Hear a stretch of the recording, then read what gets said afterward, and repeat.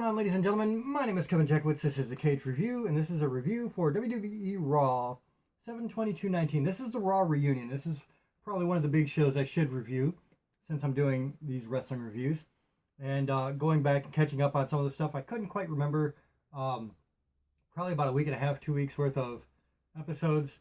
Like, I had the big gist of like the major matches, but there were like little things I couldn't remember. I think I'm getting back into the swing of things now where, okay, I kind of remember everything that's going on. The Raw Reunion I remember very well, and I remember it was quite a disappointment, honestly. You'd actually had some decent Raws and a couple of very good Raws, and then you get this, which was kind of built up to be this big spectacle, you know, with a lot of people coming back.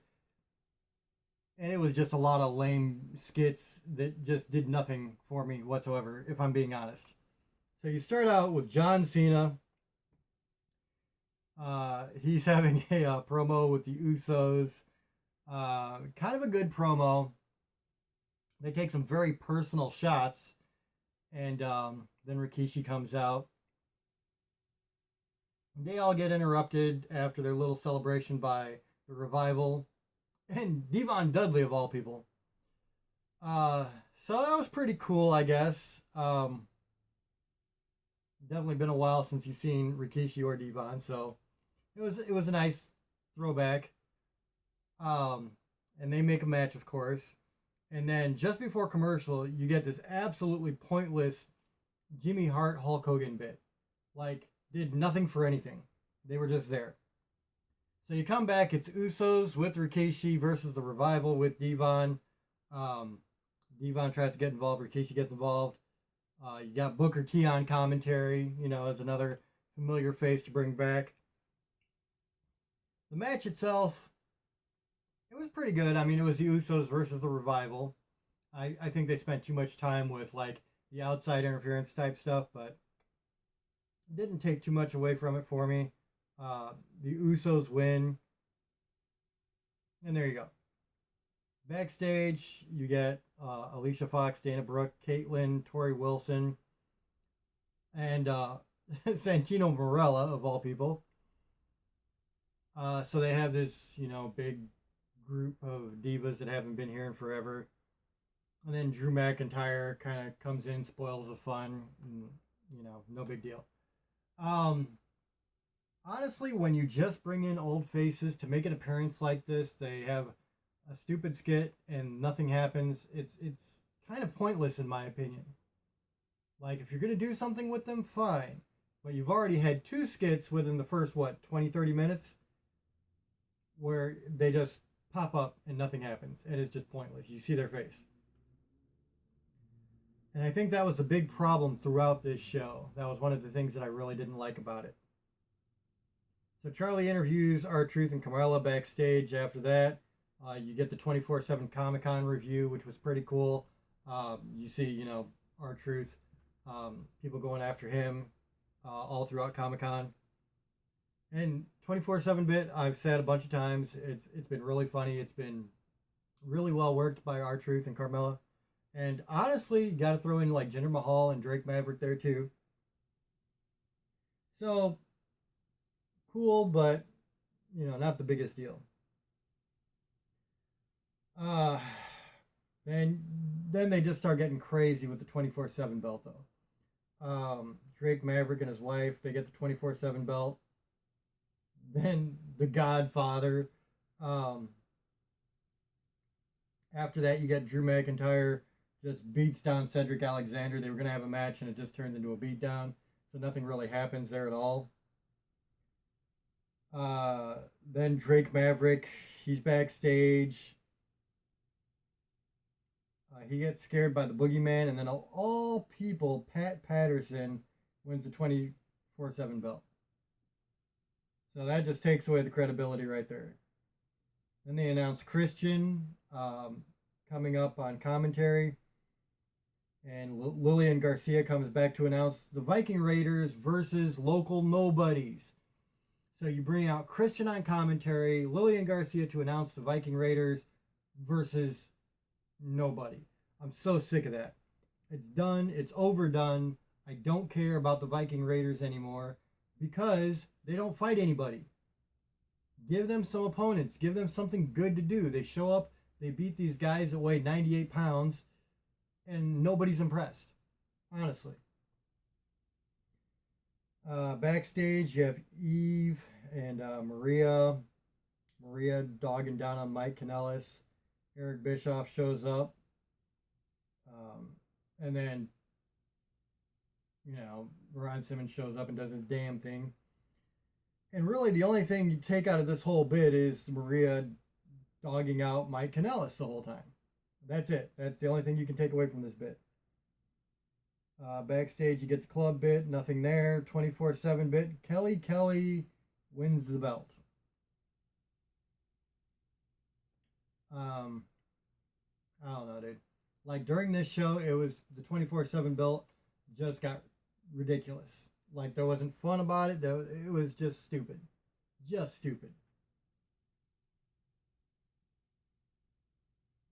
So then you get Samoa Joe calls out Roman Reigns. They have a brawl.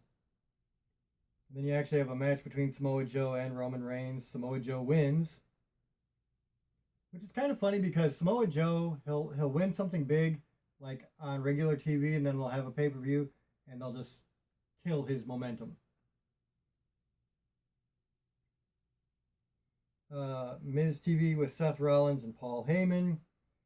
And it's basically Paul Heyman, saying Brock Lesnar's going to beat your ass. Seth Rollins telling Paul Heyman he's going to beat Brock Lesnar's ass. I mean, it's the same shit.